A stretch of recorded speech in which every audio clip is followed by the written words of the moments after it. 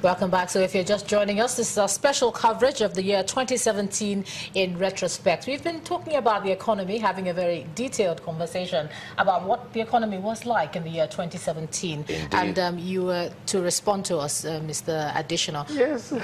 Let me just start by saying that I trust and respect Mr. Rewani's judgments. I listen to him a lot, and he will testify that a number of times after he had done his analysis, I had called him up to say kudos, because he does it dispassionately. He takes the positive and the negative. Unlike some, we know some people, it's only the negative that they dwell on. So the good things he has said about the economy are well noted. Then the bad ones are also noted, because that will give government an assignment. For your government, yes. There's also an assignment for you. Part of why I'm saying that is looking at budget 2017 and the ups and 2017 first, okay. And then we'll look at 2018. We saw the journey in terms of implementation. Yes. It hasn't been given a very high pass mark at all. No. Being You know, in May, and then here we are. We saw the finance minister talking about rolling over capital projects, and we have a new budget on the table. So that promise that we had of you know, getting the budget cycle to return to one year to normal, we don't see that happening. Yes, but you also heard Mr. Rewani say that budget was submitted early enough. Yes. By the executive. So the executive did its part. But there were concerns in the National Assembly about the disparities and inconsistencies within that budget that was submitted early enough. So it wasn't just the submission, but the quality of what was submitted. No. You see, when some people walk to the answer, you can then take what they are saying as the gospel. What is important is that the executive submitted early enough, and if there's work to be done on it, let them roll up their sleeves and do the work. Okay, Mr. Rewani, you've been shaking your head when we talked about the budget, the 2018 budget. But let's step back a bit and look at the 2017 budget. Yes. The issue of panic came up when just before it was passed. And even after it was passed, there was that talk about inconsistencies, and then there was an agreement between the presidency and the legislature to get those issues sorted out. Okay, nobody's heard about that. We've come down to the point where we're talking about rolling over into 2018. Yes. Submitted early or not submitted early, there are inconsistencies that the legislators are complaining about. But that's not my question. How would all of this, returning to a full cycle, tie back to the Nigerian who's waiting to see how to run his personal economy? Beyond the paper progress, achievements, you say we shouldn't call it progress. You must separate policy from politics. It's political fair game to block and tackle your opponent. So if the legislature is blocking the executive, they call it fair game, but at the expense of the people. So it's time for everybody, and I think the Senate president said, look, this project is going to go through very quickly, everything is done. But that was 4-6 weeks ago. The point is that the sweetness of the pudding is in it, and let's see how this happens, because we are going into this cycle, carrying over 2017 into 2018. The economy, to get out of recession and stay out of recession, to accelerate its growth, we need to look for policy stimulants as well as political support to get it done. It's not going to be, it's not the executive.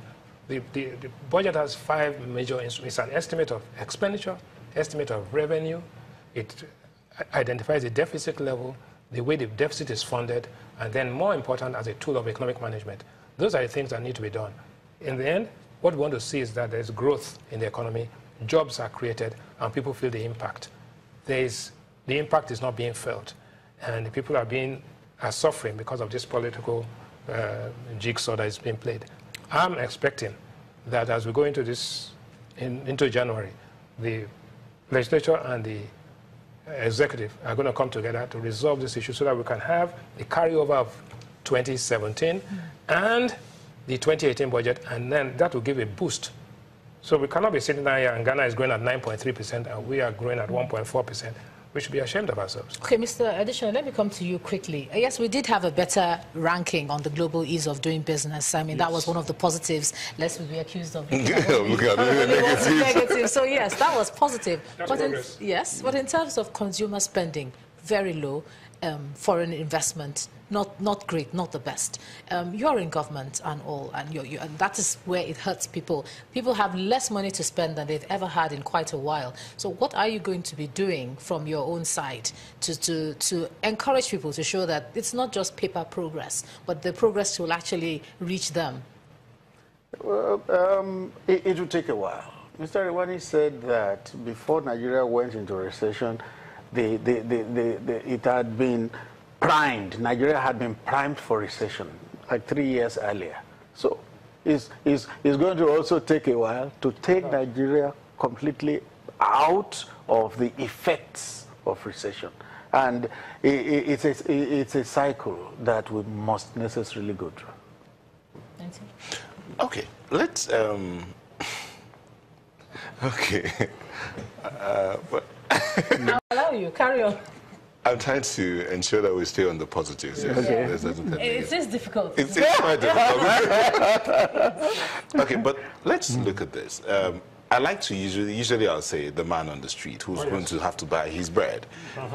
Now that, if you notice that the situation in the country is such that everything ties to the budget.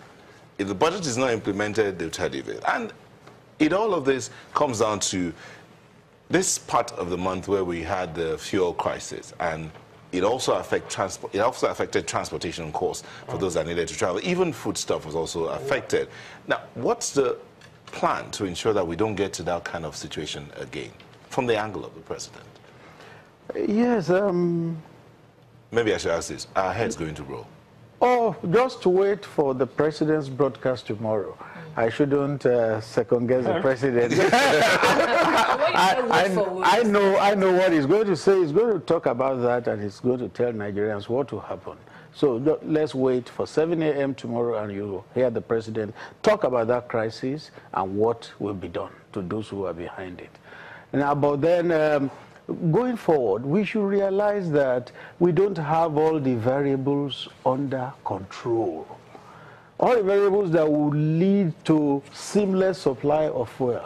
As long as we continue to import, our refineries perform less than 10%. They produce less than 10% of our local requirement.